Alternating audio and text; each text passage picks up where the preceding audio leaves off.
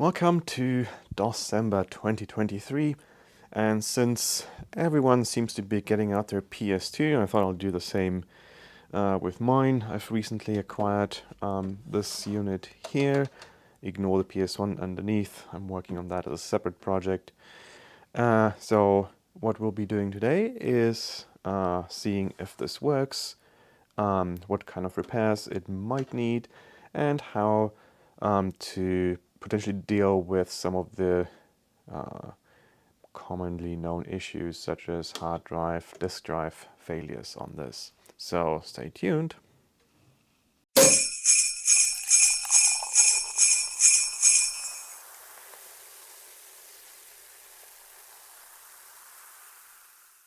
Okay, so first of all, we're going to try a power on test to see whether this boots into anything, and of course I need to plug it in first. Alright, it's counting up memory. I believe this has 640k of memory installed with 2 SIMs. It has 1 hard drive of unknown size, beep, and a floppy drive, which I think because it's missing the 1.44 megabyte writing on here is probably a 720k floppy drive.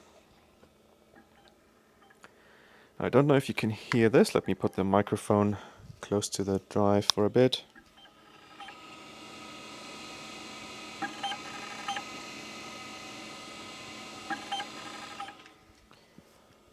So this is just blinking.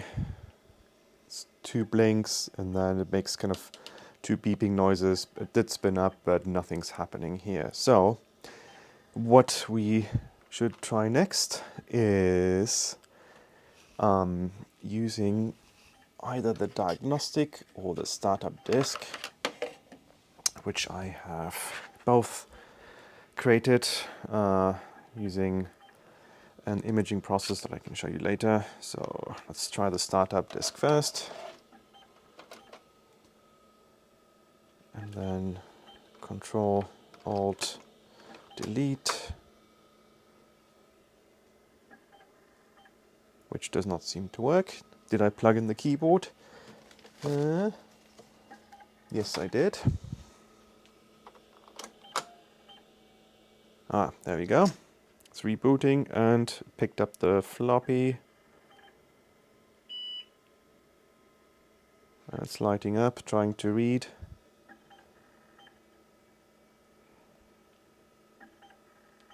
But that does not seem to be working either. Okay. So, what are our options here? Obviously, if the hard drive is dead, that might be a complete loss. These are of a custom type that is proprietary to this model and not easily replaced with some random IDE-based replacement. Maybe it's capacitor damage that we can try to fix. We'll give that a try and see if that revives the drive. It seems to be spinning, so maybe there's a chance of reviving that. If not, one option is to install an XT IDE system. And what this does is it does have a BIOS chip on it that allows you to use a CF card as essentially a hard drive that goes into one of the 8-bit ISA slots. And this machine has 3 of them, none of them currently populated. So this would take up one of those 3 slots, and that would essentially emulate a hard drive, and we can use that to install an operating system on and some games and other random bits of data. Now, of course, the problem with that is how are we going to install the operating system? If this also turns out to be dead and the usual maintenance, capacitor replacement, cleaning, etc. doesn't work, how are we going to get an operating system on the CF card? So one thing I could do is I do have a working installation for my poor IBM AT that I can try to stick in here. Or I clone it using a second CF card and some magic using DD to first create an image of this and then stick it on here. And let me show you how to do that in a moment. So let's try and use our existing CF card to clone the content onto a new one. And in order to do that, we will have to first figure out which device is connected to the CF card, which I've hooked up through an adapter to my Mac. So we can use DISC-util, if I remember the right syntax here. Nope. Again, to figure out where it is. And it looks like on this setup, it is on disk 5. Disk 5S1 is the actual identifier of the DOS partition on that CF card. So what we'll do next is we'll use DD, commonly known as Disk Destroyer, or Data Destroyer, whatever you want to call it. And of course, I'm using the wrong syntax again with the hyphens here, but the input file is essentially the device that we want to clone. And in this case, it's disk 5, which is the top level identifier. And the second parameter would be the output file, or OF, which would be the name of whatever name you choose for the image file to be created on the local disk, and block size of 512 bytes. In this case, I believe is the default that DD would use anyway. I don't even know why I'm specifying that. I believe for small capacity drives, that is the FAT file system standard anyway. So we'll kick this off. Oops, missing sudo permissions. There we go. And it'll do its thing.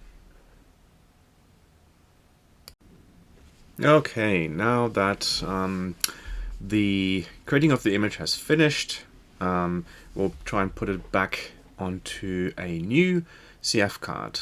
I've already swapped out the CF card of the same capacity.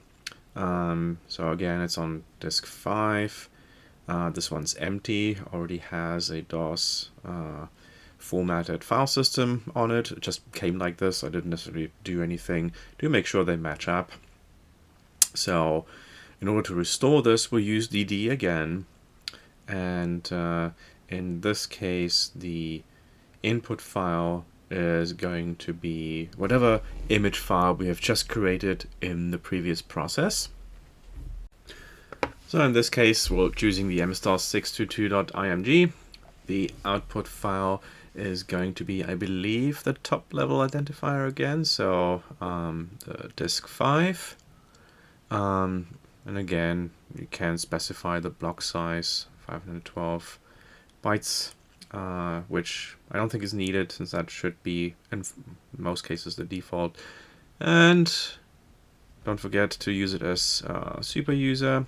I think I've seen this error before. Resource busy. I believe I will have to eject the drive first. I can never remember whether it's the actual partition that needs to be ejected or the whole device, and I think this was a mistake.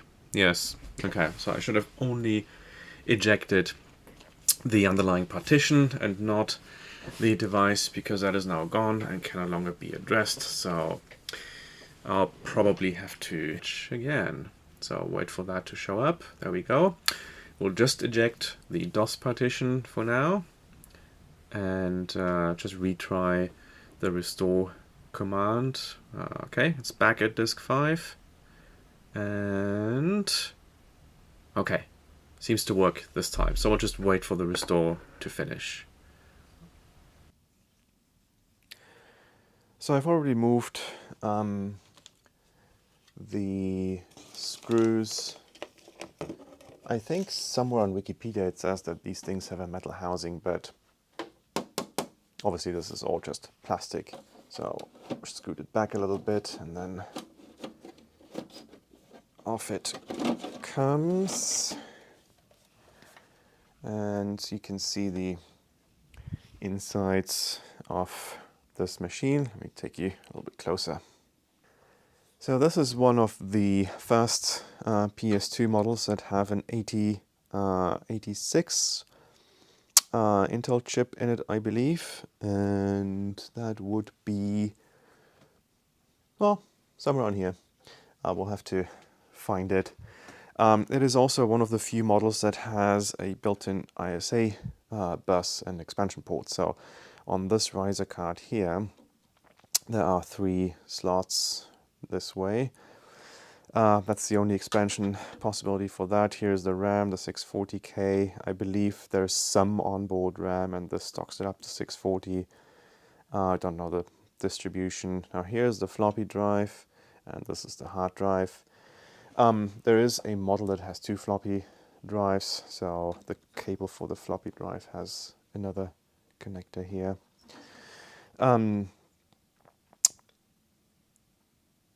In order to put in an expansion card here, there are some plastic covers at the back that need to be literally broken off, and I've already done that to the top one to try and fit the CF card.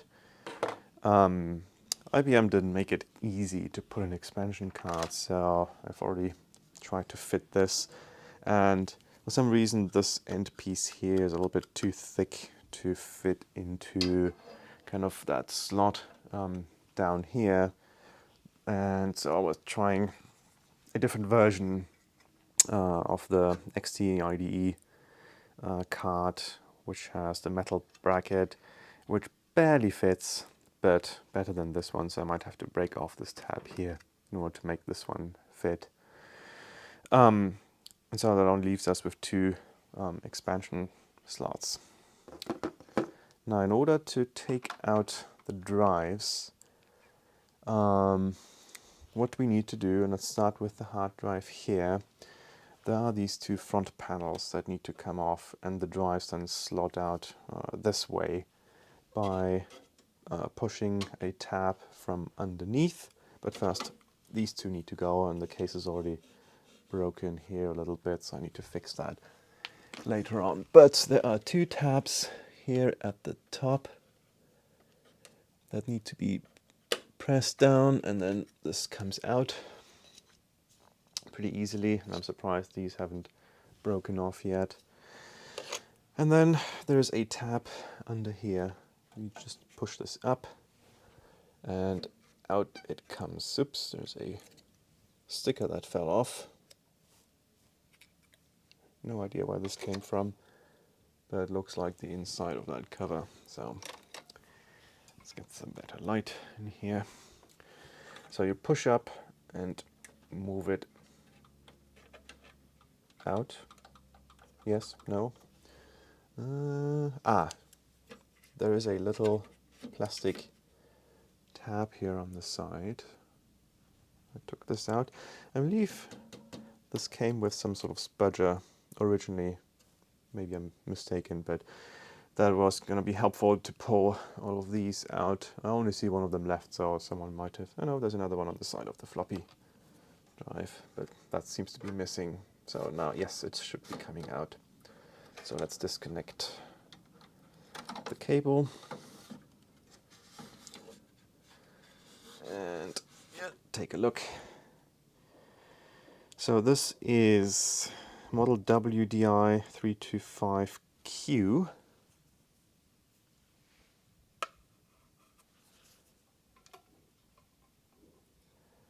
And there are electrolytic capacitors back here. And maybe... Oh yes, there's quite a few more. I don't know if you can see this, but there's some hiding down here as well. At least 1, 2, 3, 4, 5, 6, 7. maybe more. So what probably needs to happen is that that board needs to come out. Ooh, Phillips screws. How unusual for this model and for IBM. But yeah, probably will have to carefully remove this board. But as you can see here, it has a proprietary connector whose name escapes me. So a direct replacement of this is not necessarily possible. But what some clever person came up with is an experimental replacement. Now this is called a PS2XT2SD, and it's a straight replacement that has a similar connector. Where's my light? 1 second.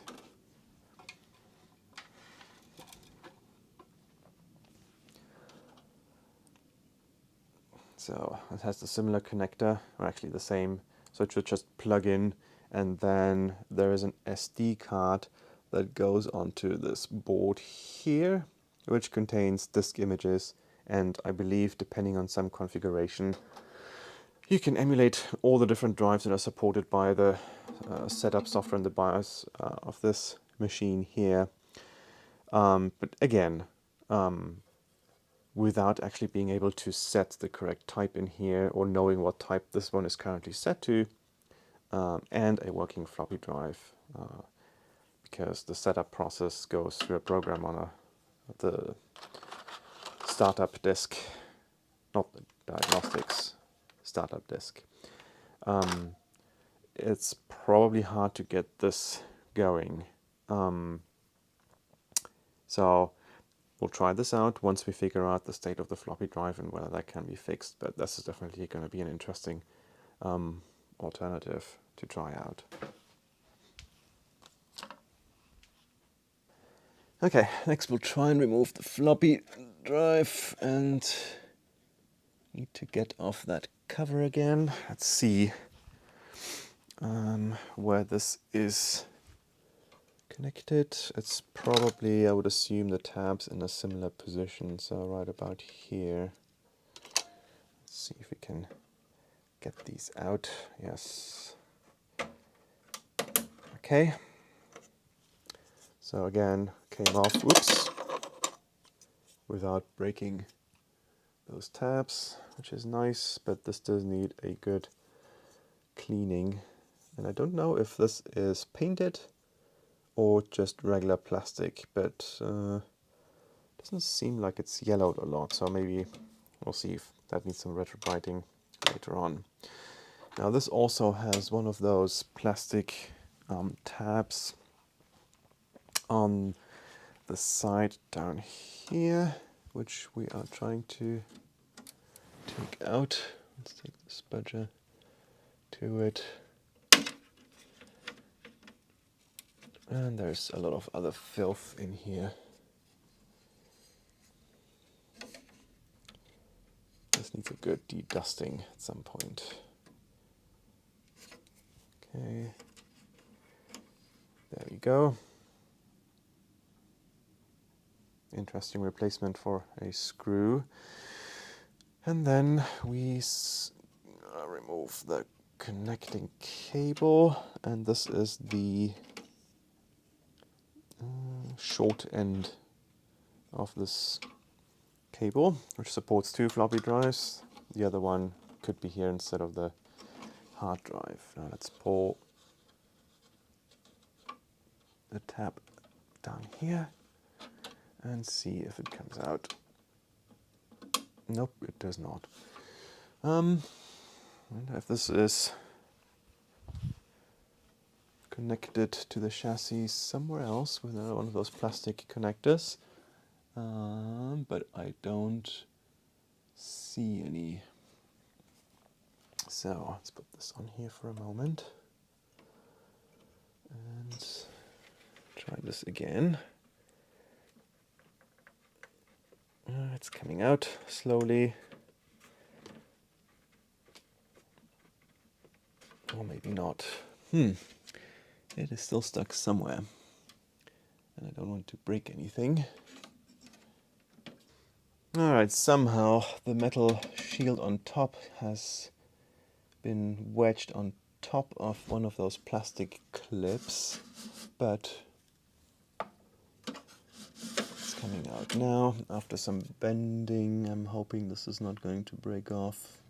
If not, we can stabilize that later. And so again, I'll try some simple cleaning first to see if that revives the floppy drive. So I'm going to clean the read-write heads on the inside. It seems a little bit dusty. But again, there are electrolytic capacitors on the board, at least two that I can see, one here and one here, that might need to be replaced. I don't see any obvious leakage, but that doesn't mean anything necessarily. The contacts are still shiny, so who knows. And there's some more down here inside, so that probably has to all come out. So we'll give this a little clean and see if that works again. So I've removed the top metal shield and done some basic cleaning of the read-write heads here, as well as some of the surroundings, which were quite dusty. And I did notice a little bit of corrosion on the legs of this IC here, which I tried to clean off, and I have to look at it under some magnification later to see what's actually going on. There might be an issue where this just needs to go into an ultrasonic cleaner to get rid of all of that gunk, if that's what it is. But let's put this back in and see if we can get it to boot from the floppy drive, or if any further repairs need to be made. So I'll just connect this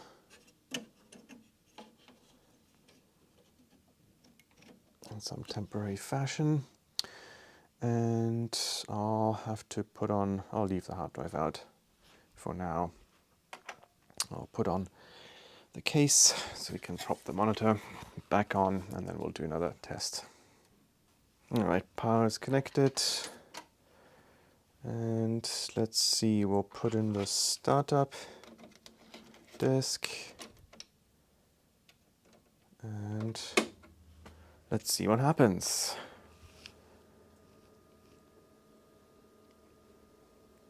Okay, it's counting up the memory, and then hopefully this one will do something, but oh well. This might be way beyond repair, so we'll see what's happening. Ah! Okay. Don't think we've seen this before. Maybe that's because the hard drive is missing and not connected. So it wants a disk in here, and of course this could also be a problem with the floppy, but it seems to have tested okay in other systems before. So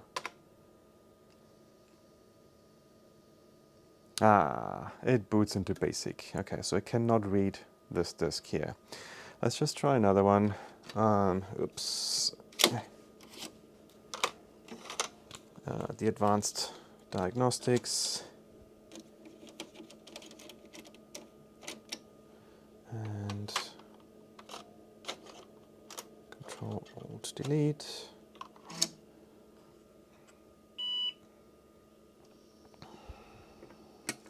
And again, it wants a floppy. And no, it just boots back into BASIC. So this drive is probably toast. So there is an alternative, and I don't have the part yet, but there is a converter from this proprietary connector to be able to connect a regular floppy drive. Hasn't arrived yet, so that's another thing we can try sometime soon. For now, let's continue testing with the CF card, see if we can get anywhere with that. Okay, so let's try out this PS2 XT2 SD hard drive replacement anyway and see if it works. If for some magic reason the default settings of Type 9 hard drive work, and if there's anything on it. I believe it does come pre-configured with a basic setup, so it's whoops, in here. Probably can't see it since it's much smaller than the original hard drive, but let's turn it on and see what might be happening here. While I do see that as a valid replacement for the hard drive without having to kind of sacrifice any of the three IDE expansion slots in the back, which I might want to use for sound, memory, and another external floppy controller. This will only work if you do have a working floppy drive that you can use to install more software. I don't think there's a way of accessing this through, let's say, a USB cable, unlike a compact flash card, which you can mount natively and just exchange data through this. So we'll resume. And there is an MS-DOS version installed, 6.22, and this seems to be launching into what looks like Norton Commander, but it is a Volkov Commander. Maybe some clone of Norton Commander. It looks very similar to what I've seen. So yeah, works right out of the box, seems to be fast enough. But let's explore the other options of the compact flash, the XT to IDE replacement next. All right, so I've put in the XT IDE card, not this one with the plastic bracket for now, and my clone of the system that I use for my IBM 5170. So let's turn this on and see if this works and we get into a MS-DOS installation. And this is 6.22, which might be extremely slow since it's been installed on a 286 and not an 8086. Okay, so here we have the options from the XT IDE BIOS, starting MS-DOS, so that means the clone worked. Okay, perfect. So we know how to get a working installation on this. Let's just see if by some miracle this can actually read the floppy content, but it'll probably give me an error since the drive seems to be short. General failure. Okay, so we'll abort. Now what do we have on the CF card?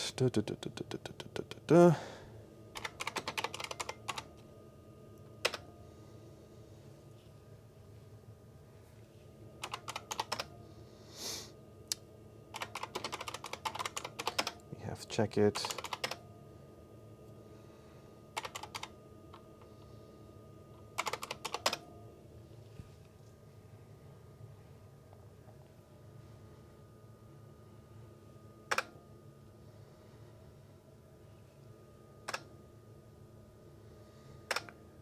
Okay, and here we can see what configuration this has. Let me take you a little bit closer. Oops. So 8086, no coprocessor, 6.22 MS-DOS, BIOS date from 87, base memory 640K, available 575. Oh, I'm surprised. 720K floppy, but obviously non-working. Drive C is the 2 GB CF card, so 2015 megabytes. Hooray. No clock, probably the battery is dead. We'll see if we can change that. No mouse. That's probably about all that we can get out of this. In order to test color, we can also try one of those older games. I'm pretty sure most of them will probably not work on this thing here at all, or just crawl very, very slowly. So let's give this a go and see what's happening in terms of color. Ah, okay, perfect. Ooh, and listen to this.